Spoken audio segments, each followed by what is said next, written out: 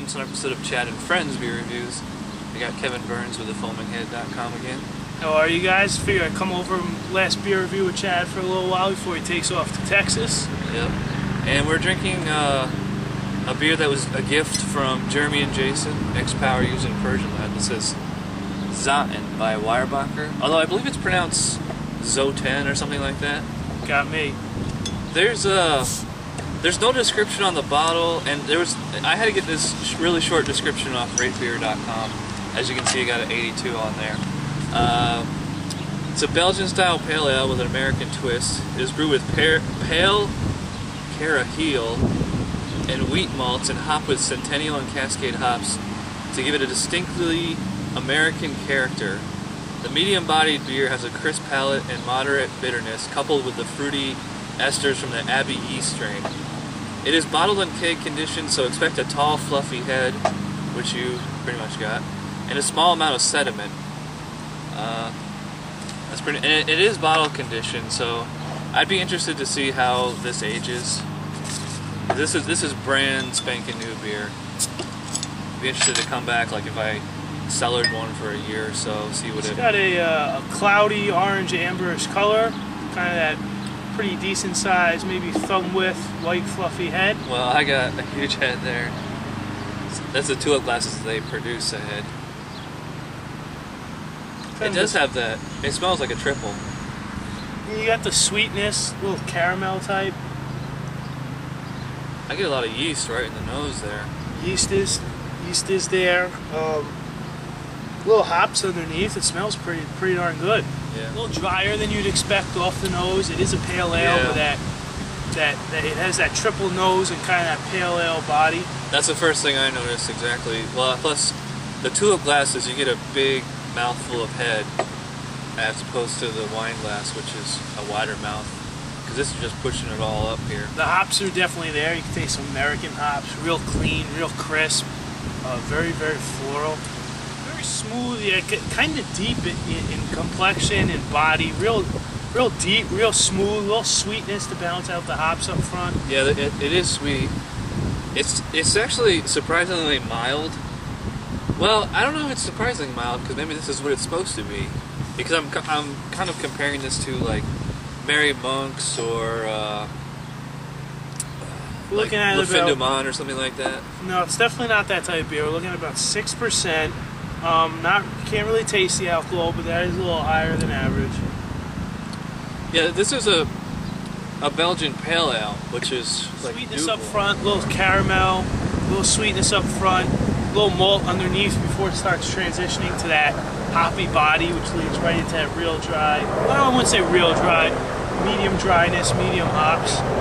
I'm almost getting, I think you mentioned it was kind of like a caramel. It's like kind of a creamy texture of the mouthfeel. It doesn't have the intensity that you're going to get with like a triple and a lot of those Belgian style beers. So I say it's drinker friendly, but there is a notable spiciness to the palate. There's a little kick there at the end, I wouldn't quite call it pepper, I would call it, there's something there. I haven't quite figured it out, but I have plenty of beer left here. It's almost a tale of two different beers. Up front you have the caramel sweetness, and a decent amount either, not just a little bit. And then at the back end you have a really dry, really American hopped finish. I would agree with that. And it says it's a Belgian-style Pale Ale. I almost get that Belgian-style triple up front, that American Pale Ale at the end. It's almost a tale of two different beers. That's a good description. I do like the mouthfeel. It's nice and soft, creamy. It goes down smooth. It's not a hard beer to drink. I like that there's a little bit of banana in there too. Not as much as you're going to get with a half or a triple or something, but it's there. So yeah, there's a lot of flavor here. It's definitely a big pale ale. It's a lot deeper than most pale ales are. A little bit of a different mouthfeel than most pale ales. Yeah. One thing I'm not crazy about is this dry back end, this bitterness. Although, I mean, if this is a pale ale, so it's hoppy, so a bitterness is supposed to be in there. It's a pretty interesting beer. Like I said, it almost tastes like two beers. I don't know which way they're trying to go, if they're trying to toe the line of a blend, right, or if, you know, this just needs a little bit of time for the maybe the hops to round out a little bit, or if that's what they're going for. I'm not sure. Somebody from Weyerbacher, call me. Yeah, let me know what the purpose is here. The beer wears on. That sweetness up front is kind of getting overtaken by the dryness on the back end. Yeah. I mean, I'm almost done here, and I'm not getting that same sweetness I got up front. The hops are kind of taking over. I can still detect the rich caramel component.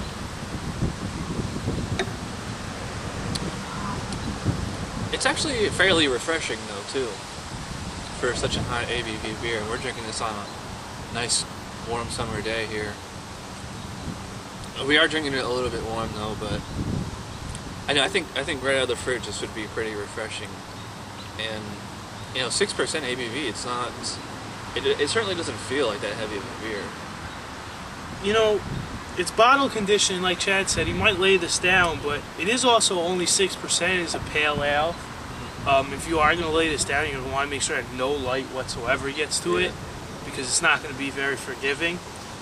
I think it's meant to be drank now. You think? I think it's a drink now beer. I don't think this would age particularly well. I think the only thing that maybe might happen is the hops will kind of round out a little bit, and but I think this is a drink now. Again, Weyerbacher people, let me know. All right, 8 for me. B 8. B range, above average. I'm gonna go 8 too. It's a very good beer. Yeah, I'd probably say B plus, something like that. So thanks, Kevin, for joining us again. No problem. Have fun in Texas. I'll try. So that does it for this review. So thanks for watching. Check us out. We're both on Facebook. Chad's Beer Reviews, Foaming Head. Just type it in there. We'll come right up. And I guess we'll see you next time, right? Yep. All right. Bye.